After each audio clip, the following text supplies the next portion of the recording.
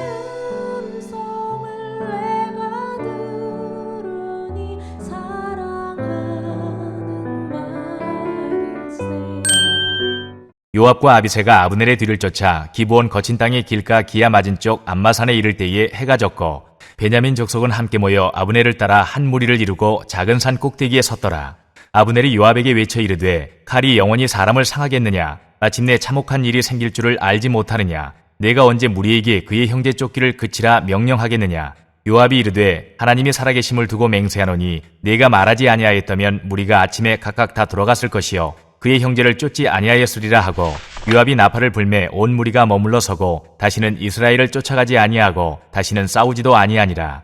아브넬과 그의 부하들이 밤새도록 걸어서 아라바를 지나 요단을 건너 비드론 온 땅을 지나 마하나임에 이르니라. 요압이 아브넬 쫓기를 그치고 돌아와 무리를 다 모으니 다윗의 신복 중에 19명과 아사엘이 없어졌으나 다윗의 신복들이 베냐민과 아브넬에게 속한 자들을 쳐서 360명을 죽였더라. 무리가 아사엘을 들어올려 베들레헴에 있는 그의 조상묘에 장사하고 요압과 그의 부하들이 밤새도록 걸어서 헤브론에 이른 때에 날이 밝았더라.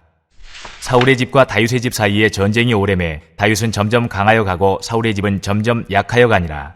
다윗이 헤브론에서 아들들을 낳았을 때 맏아들은 암논이라 이스라엘 여인 아히노암의 소생이요 둘째는 길르압이라 갈멜 사람 나발의 아내였던 아비가일의 소생이요 셋째는 압살롬이라 그슬왕 달메의 딸 마아가의 아들이요 넷째는 아도니아라 핫깃의 아들이요 다섯째는 스바다라 아비달의 아들이요 여섯째는 이드르암이라 다윗의 아내 에글라의 소생이니 이들은 다윗이 헤브론에서 낳은 자들이더라. 안녕하세요. 큐티 나누는 목사 안상열입니다. 오늘도 주님 은혜 안에서 좋은 하루입니다. 오늘은 사무엘하 2장 24절에서 3장 5절을 통해서 강하여 가는 인생이라는 제목으로 은혜를 나누겠습니다. 기브온 목과 헬갓 핫수림에서의 전투로 다윗의 신복들은 요압의 동생 아사엘을 포함해 20명이 전사하고 아브넬 진영은 무려 360명이나 죽으면서 동족 상잔의 비극은 일단락됩니다.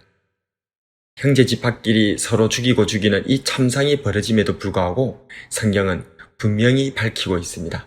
3장 1절에 다윗은 점점 강하여 가고 사울의 집은 점점 약하여 가니라. 이 말씀의 의미는 무엇일까요? 다윗의 신복이 사울왕의 군대 장관 아브넬을 이겼기 때문에 다윗은 강하여 가고 사울의 집은 약하여 가는 것일까요? 우리는 인생이기 때문에 하나님의 책인 성경을 읽을 때도 종종 사람의 관점으로 읽곤 합니다. 성경의 위인들의 이야기를 듣게 되면 그들의 업적과 행위에 관심을 가집니다. 노아, 아브람, 요셉, 모세, 그리고 우리가 묵상하고 있는 다윗도 마찬가지입니다. 그러나 사람이 아닙니다. 하나님을 주목해야 하는 줄로 믿습니다. 이것을 잘 이해하지 못하면 성경을 하나님의 뜻과는 전혀 다르게 읽게 됩니다. 가장 대표적인 인물이 야곱입니다.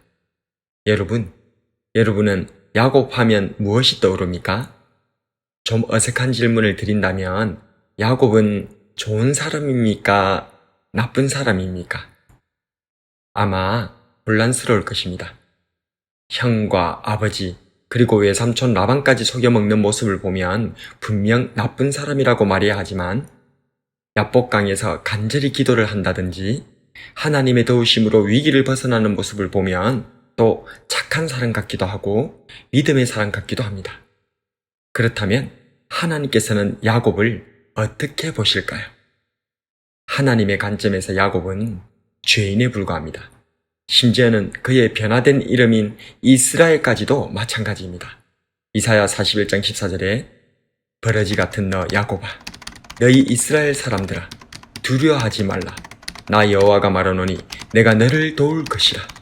너희 구속자는 이스라엘의 거룩한 이인이라.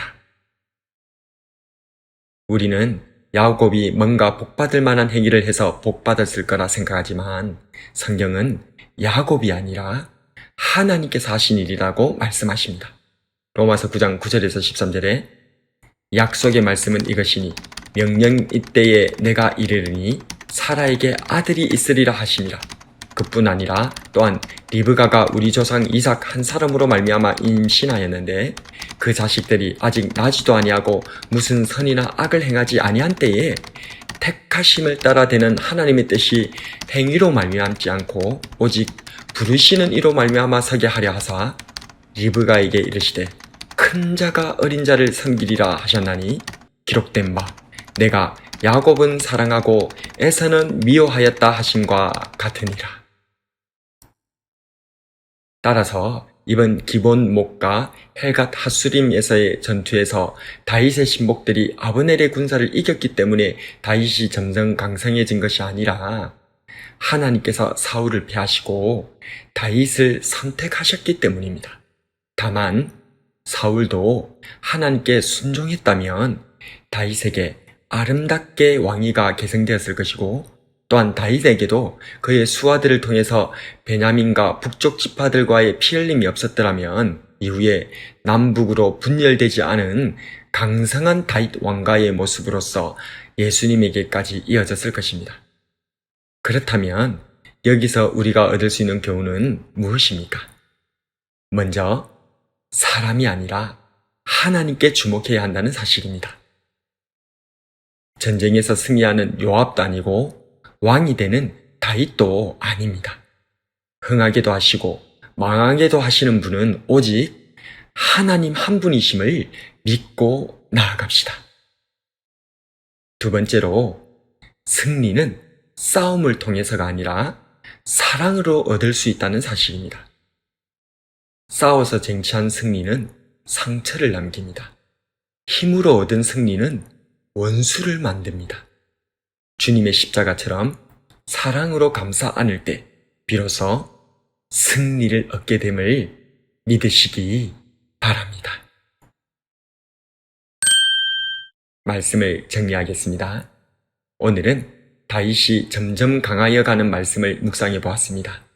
우리는 힘으로, 능으로 강하고 승리할 수 있다고 생각합니다. 그래서 싸우려 하고 이기려 하며 강한 사람을 동경하곤 합니다. 그러나 사람이 아니라 하나님이십니다. 하나님께서 흥하게도 망하게도 하시는 분이십니다. 또한 사람과 싸워서 얻는 승리는 상처뿐인 영광일 뿐입니다. 주님처럼 사랑과 희생할 때에야 사람을 얻고 하나님께 영광을 돌릴 수 있습니다.